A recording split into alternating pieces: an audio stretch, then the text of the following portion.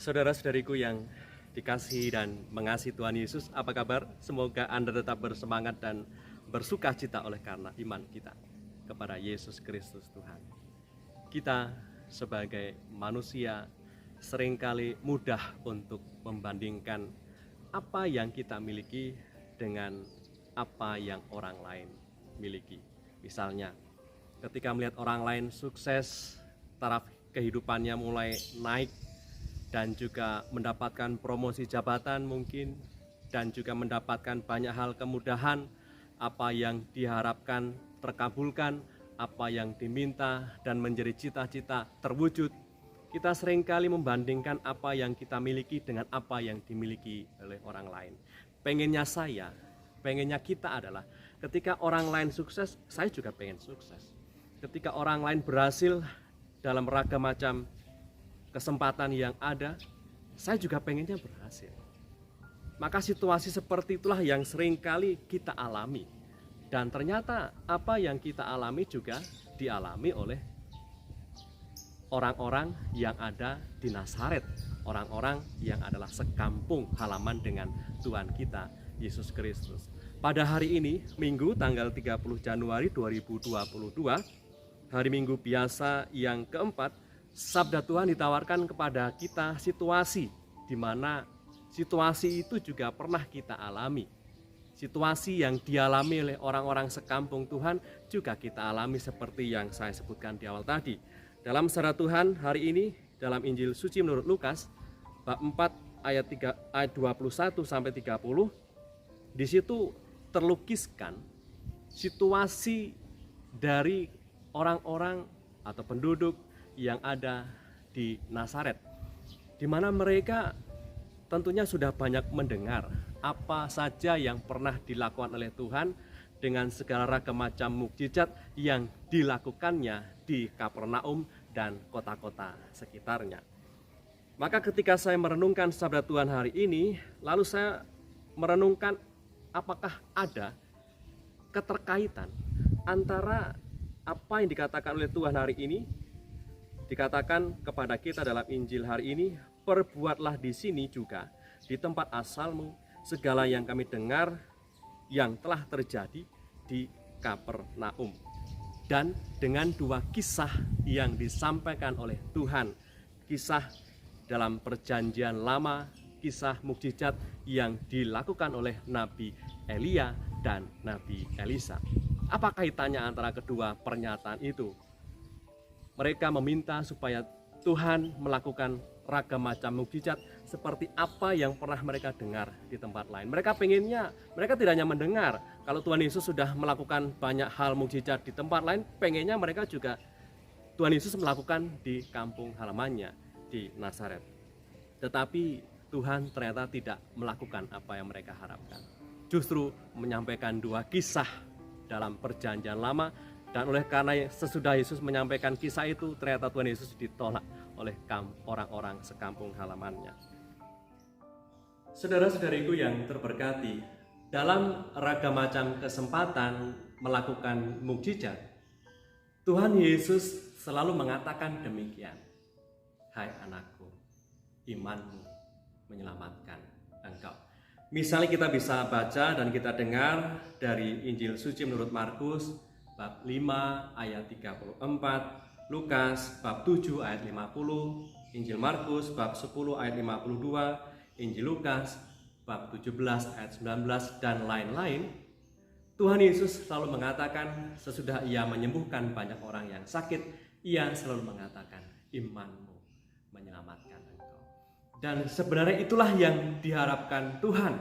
Dari ragam macam mukjizat tumbuh kembanglah iman di dalam tiap pribadi yang mengalaminya dan dalam tiap pribadi yang melihat mukjizat itu.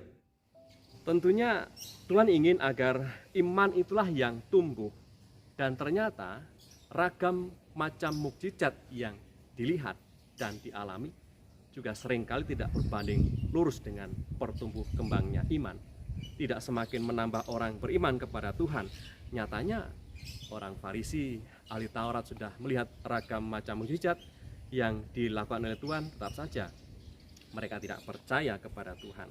Maka Tuhan Yesus ingin agar orang-orang sekampung halamannya itu memiliki iman, beriman sungguh bahwa Yesus benar, bahwa secara fisik, secara manusiawi adalah bagian dari orang-orang sekampung halamannya. Tetapi tidak semata itu yang dilihat, tetapi Yesus adalah Tuhan Allah yang Maha Tinggi, yang menjadi manusia dan tinggal di antara mereka.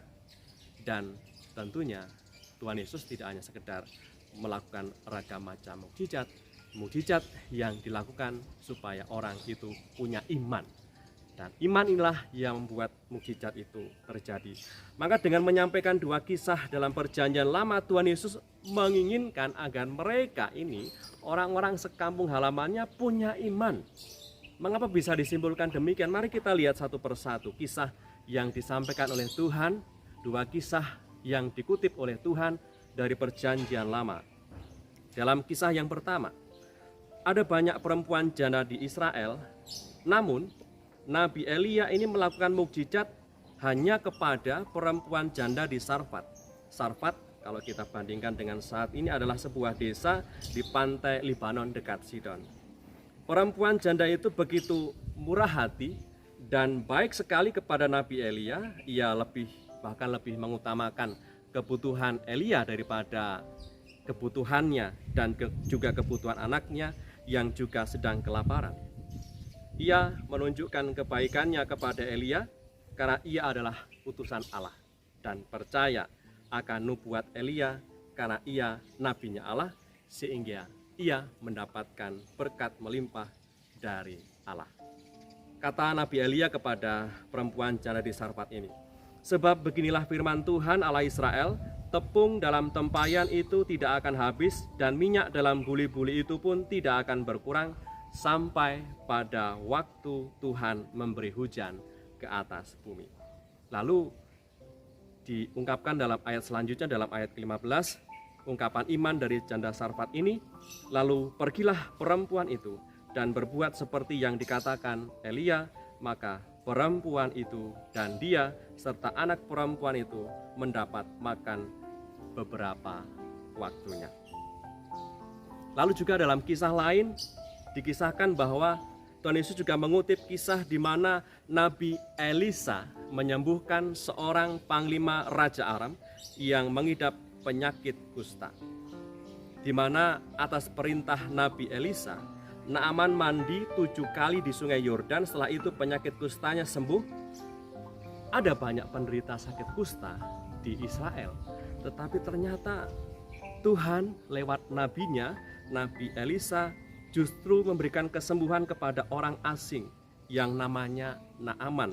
Oleh karena apa? Karena ia percaya dan beriman kepada Allah, Allah yang dipercayai oleh Nabi Elisa. Saudara-saudariku yang terberkati, orang-orang Nazaret itu lebih mengharapkan mukjizat yang dilakukan Yesus daripada percaya bahwa Yesus adalah utusan Allah. Maka mari kita mengimani Yesus sebagai sungguh-sungguh Tuhan. Bukan lagi mendikte Tuhan harus melakukan ini, harus melakukan itu. Sekiranya itulah yang muncul di tengah-tengah orang-orang sekampung halaman Tuhan, di mana mereka menginginkan Tuhan melakukan ini dan melakukan itu.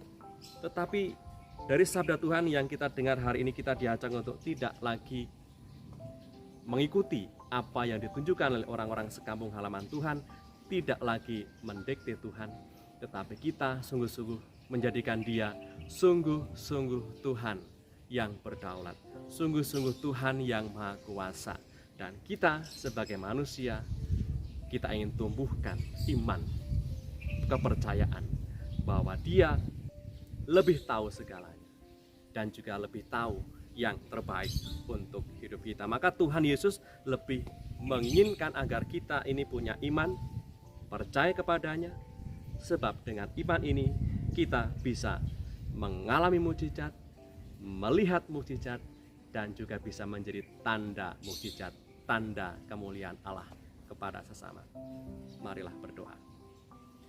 Dalam nama Bapa dan Putra dan Roh Kudus. Amin.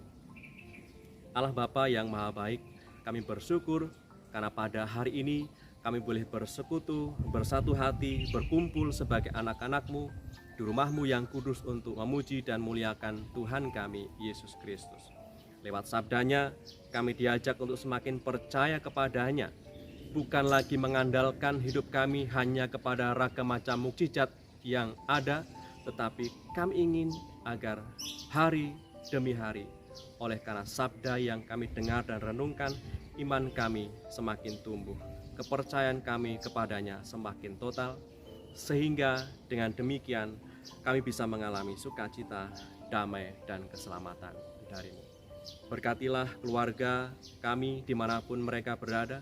Semoga mereka semua ada dalam naungan berkat penyertaan-Mu.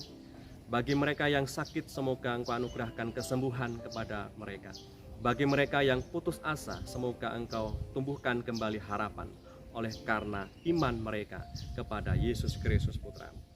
Doa yang kami aturkan kepadamu dengan pengantaran Kristus Tuhan kami, yang hidup dan berkuasa bersama Engkau dalam persekutuan Roh Kudus, sepanjang segala masa. Amin. Berkatalah yang Maha Kuasa turun atas kita semua, Bapa, Putra, dan Roh Kudus. Amin.